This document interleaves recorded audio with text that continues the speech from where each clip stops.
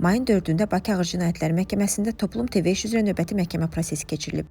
Hakim Azər Tağıyevin sədrliyi ilə baş tutan iclasda əvvəlcə təqsirləndirilən şəxslərdən Demokratik Təşəbbüslər İnstitutunun əməkdaşı Ramil Babayevin müraciəti dinlənilib. Ramil Babayev bildirib ki, saxlanıldığı Bakı İstintaq Təcridxanasında şikayətlərinə baxılmadığı üçün artıq 5 gündür quracılıq aksiyası keçirir. Onun sözlərinə görə əvvəlki məhkəmə prosesindən sonra təcridxananın rəisi Elnur İsmayılovun qəbuluna düşmək üçün müraciət etsə də artıq bir həftədir bu müraciətinə baxılmır. Bugün sabah deyə rəisin qəbuluna buraxmadılar. Rəis müavini Cavid Güləliyev yazdığı mərizələrə baxdı.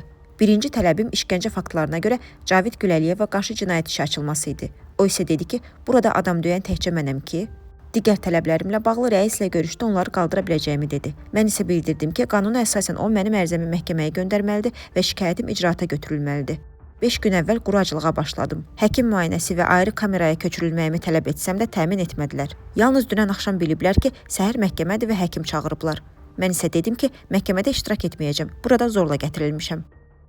Ramil Babayev özünü pis hiss etdiyini, bu günlər ərzində 2 dəfə qan qusduğunu əlavə edib və məhkəmənin təxirə salınmasını istəyib.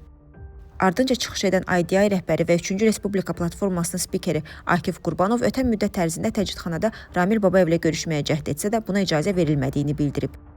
Vəkil Zibeydə Sadıqova Ramil Babayevin həkim müayinəsi ilə təmin edilməsi üçün vəsatət verib. Azər Tağıyev isə onda təqsirləndirilən şəxsin aclıq etməsinə dair faktın olmadığını deyərək cavab verib.